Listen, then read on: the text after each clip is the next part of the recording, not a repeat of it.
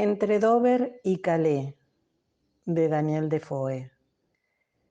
Cuando pasé en el barco entre Dover y Calais y tuvimos a mi amada Inglaterra a la vista, la Inglaterra a la que tenía por mi país natal, pues me había educado allí, aunque no hubiese nacido en ella, me poseyó una especie de alegría y sentí tantos deseos de volver que le ofrecí al capitán del barco 20 pistoles por dejarme desembarcar en los Downs. Y cuando me dijo que eso era imposible y que no lo haría ni por 100 pistoles, deseé secretamente que se levantase una tormenta y empujase el barco, quisieran ellos o no, a la costa de Inglaterra, para que yo pudiera desembarcar en suelo inglés.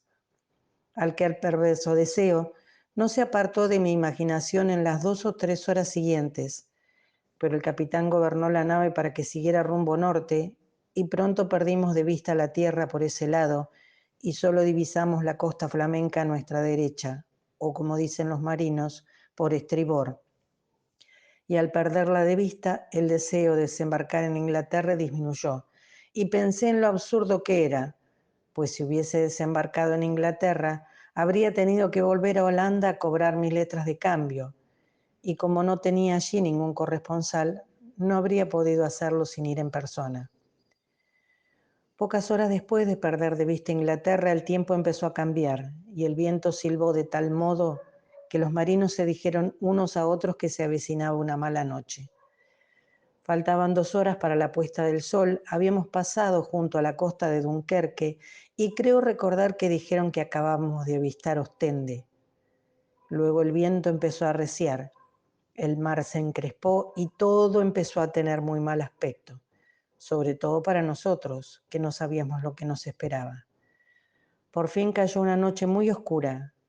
El viento refrescó y sopló más y más hasta que 2 horas después de anochecer se desató una terrible tormenta. Aquella no era la primera vez que navegaba, pues había ido desde La Rochelle a Inglaterra cuando era niña y luego desde Londres por el río Támesis hasta Francia, tal como he contado antes. Pero el terrible clamor de los hombres sobre mi cabeza me asustó, pues nunca había estado en una tormenta y jamás había visto ni oído nada parecido. Y una vez que me asomé a la puerta de la antecámara, como la llaman ellos, me horrorizaron la oscuridad, la fuerza del viento, la temible altura de las olas y el apresuramiento con que actuaban los marineros holandeses, a quienes no entendía ni palabra, porque lo que no sabía si estaban rezando o blasfemando. Y como digo, todo aquello me llenó de horror y en suma hizo que me asustara mucho. Volví al camarote y me encontré con mi doncella Amy, que estaba muy mareada, por lo que poco antes le había dado un sorbo de licor a fin de que se le asentara el estómago. Cuando me vio volver y sentarme sin decir palabras, me miró de soslayo 2 o 3 veces y por fin, acurriendo a mi lado, preguntó: «Querida señora, ¿qué es lo que ocurre? ¿Por qué estás tan pálida?» Yo seguí sin decir nada, pero extendí las manos al cielo 2 y 3 veces. Amy siguió insistiendo hasta que le dije sin más: «Sal a verlo tú misma a la puerta de la antecámara como he hecho yo». Se fue de inmediato y se asomó tal como le había dicho, pero la pobre muchacha volvió más espantada y horrorizada de lo que la vi jamás, retorciéndose las manos y gritando que estábamos condenados y que íbamos a ahogarnos y que estábamos todos perdidos. Irrumpió en el camarote fuera de sí como una loca, igual que habría hecho cualquiera en aquella situación. Yo estaba muy asustada, pero al verla tan aterrorizada me serené un poco y empecé a hablar con ella para infundirle ánimos.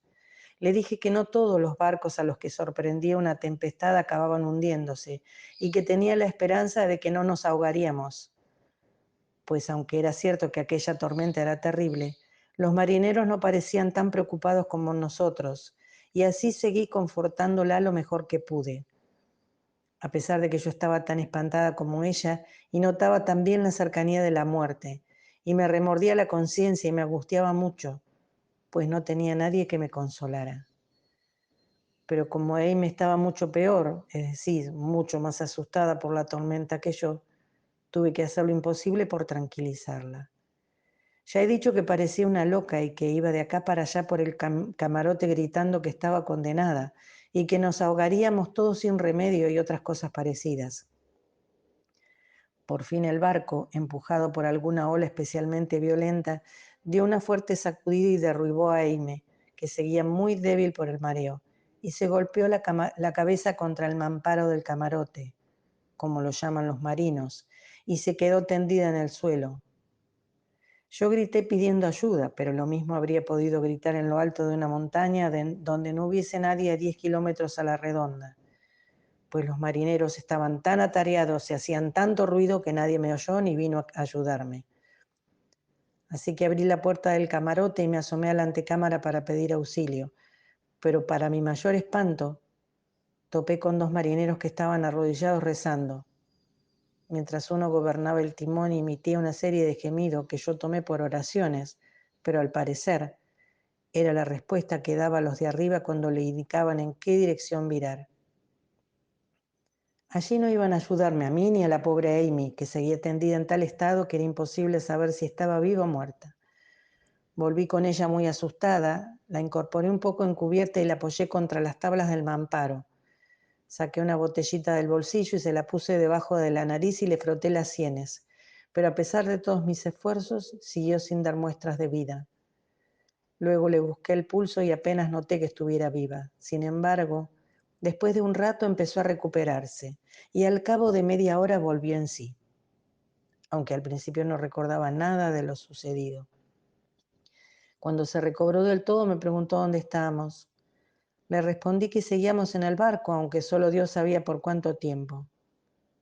¿Cómo, señora? ¿Es que no ha amainado la tormenta? No, Amy, contesté.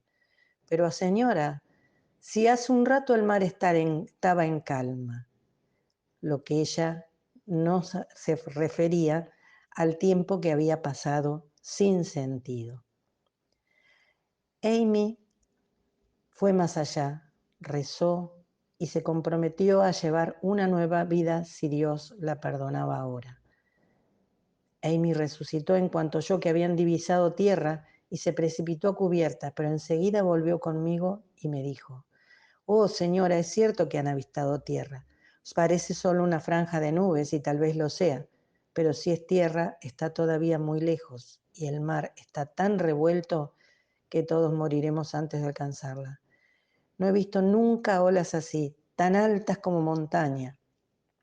Sin duda nos engullirán a todos ahora que tenemos tierra a la vista». Yo había concebido la esperanza de que ya que habían avistado tierra, tuviéramos una oportunidad de librarnos, y les respondí que ella no entendía los fenómenos de la naturaleza y que podía estar segura de que si habían visto tierra, pondrían rumbo hacia ella en el acto y nos llevarían a algún puerto. Pero según Amy la distancia era enorme. La costa parecía solo una franja de nubes y las olas eran tan altas como montañas, por lo que no parecía haber ninguna esperanza. Lo más probable era que nos hundiéramos antes de alcanzarla. Por eso estaba tan desanimada. Sin embargo, el viento soplaba del este y nos empujó tan furiosamente hacia tierra que media hora más tarde, cuando me asomé a la puerta de la antecámara, vi la costa mucho más cerca de lo que imaginaba Amy, así que volví a entrar y la consolé y yo misma cobré ánimos.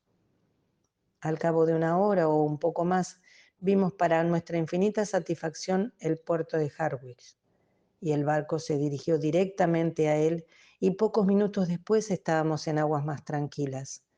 Y así se cumplió, aunque contra mi voluntad y mis verdaderos intereses, mi deseo de desembarcar en Inglaterra, aunque fuese empujada por una tormenta. Sin embargo, aquel incidente no nos fue de mucha ayuda a Amy ni a mí, pues una vez pasado el peligro, el miedo a la muerte desapareció con él, sí, y también al miedo a lo que nos esperaba después de la muerte. Nuestra conciencia de la vida que habíamos llevado desapareció, y al vernos salvadas, volvimos a ser las mismas de antes. No hay nada más cierto que el hecho de que el arrepentimiento que se produce por mero temor a la muerte desaparece en cuanto desaparece dicho temor. No obstante, no pretendo decir que esto ocurriera de inmediato. El miedo que habíamos pasado duró todavía un tiempo, y al menos la impresión no se disipó tan rápido como la tormenta, sobre todo para la pobre Amy, que en cuanto puso un pie en la orilla, se echó al suelo y besó la tierra y dio gracias a Dios por haberla librado del mar. Y volviéndose hacia mí, cuando se incorporó, me dijo: señora, no volveré a embarcarme jamás.